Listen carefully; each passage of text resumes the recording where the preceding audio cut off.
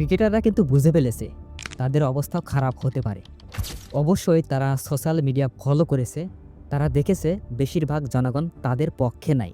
ক্রিকেটাররা যদি আন্দোলন করে বিসিবি পরিচালকের পদত্যাগ করায়, তাহলে আবার এমনও হতে পারে জনগণ আন্দোলন করে ক্রিকেটারদের বহিষ্কার করাবে।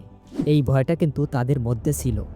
আর বিসিবিকে অবশ্যই ধন্যবাদ দিতে হবে, কারণ তারা অনেক সাহসী সিদ্ধান্ত নিয়েছে। এক পর্যায়ে বোর্ড কিন্তু বিপিএলকে অনির্দিষ্টকালের জন্য বন্ধ ঘোষণা করেছিল। এরপর যখন ক্রিকেটাররা তাদের এক দফা দাবি থেকে সরে আসলো, তখন কিন্তু আবার বিপিএল মাঠে গড়ালো। ক্রিকেটাররা যে আন্দোলন করলো, সেই আন্দোলনের পক্ষে কি সব ক্রিকেটার ছিল? আপনার কি মনে হয় সেই আন্দোলনের পক্ষে সকল ক্রিকেটার ছিল? অবশ্যই ছিল না। এর মধ্যে দুই একজন মাস্টার মাইন্ড ছিল, যারা পুরো দলকে নেতৃত্ব দিচ্ছিল। এর মধ্যে যদি দুই একজনের নাম বলি, তাহলে সবার প্রথমেই থাকবে তামিম ইকবালের নাম, যে ছিল পর্দার আড়ালের নায়ক। আর দ্বিতীয়ত লর্ডের সভাপতি মোহাম্মদ মিথুন তো থাকছেনই। আসলে ব্যাপারটা হচ্ছে, এই মুহূর্তে যে ক্রিকেটাররা জাতীয় দলের আওতাভুক্ত আছে, তারা কিন্তু আন্দোলন করে নাই, মানে আন্দোলনের পক্ষে ছিল না।